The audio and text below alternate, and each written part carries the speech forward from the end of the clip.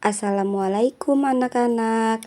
Bersama lagi dengan Ibu Novalia. Hari ini kita akan belajar tentang menulis teks deskripsi dengan sudut pandang orang pertama. Yuk kita simak bersama-sama. Materi yang pertama yang akan kita bahas yaitu langkah-langkah menulis teks deskripsi.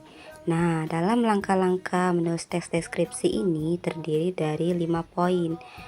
Yuk kita bahas satu persatu. Langkah yang pertama yaitu 1. Menentukan objek yang dideskripsikan. Nah, penulis ataupun narator menentukan objek yang akan dideskripsikan. Misalnya, mendeskripsikan orang, tempat, benda, makanan, fenomena, hewan, dan lain-lain. Yang kedua, mengamati objek secara detail. Penulis mengamati objek secara detail menggunakan panca indera. Gunakan indera penglihatan, pendengaran, penciuman, perasa, dan peraba untuk mendeskripsikan objek. Kemudian, catatlah informasi yang didapat dari hasil pengamatan.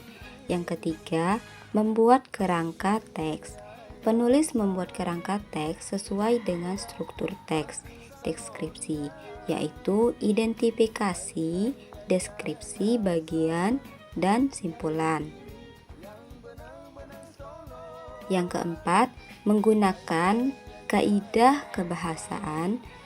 Penulis memperhatikan kaidah kebahasaan untuk menjelaskan objek dengan jelas. Misalnya, menggunakan kata benda dan kata sifat untuk mendeskripsikan objek. Yang kelima, penyuntingan teks deskripsi. Penulis melakukan penyuntingan ataupun revisi untuk memastikan teks deskripsi yang dibuat jelas, padu, dan tidak ada kesalahan tata bahasa maupun penulisan. Materi yang selanjutnya yaitu sudut pandang orang pertama. Sudut pandang orang pertama adalah sudut pandang yang digunakan pengarang untuk menceritakan diri sendiri atau kisah sang penulis dengan menggunakan kata ganti aku, saya, atau kami.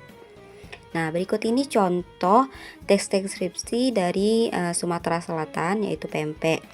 Pempek adalah makanan yang selalu mengingatkan saya pada masa kecil di Palembang. Setiap kali saya mencium aroma khas ikan tenggiri yang bercampur dengan tepung sagu, saya langsung teringat pada saat-saat di mana saya duduk di dapur dengan nenek. Menyaksikan beliau dengan cekatan membentuk adonan menjadi berbagai macam bentuk pempek. Favorit saya adalah pempek kapal selam dengan isian telur yang meleleh di dalam ketika digoreng.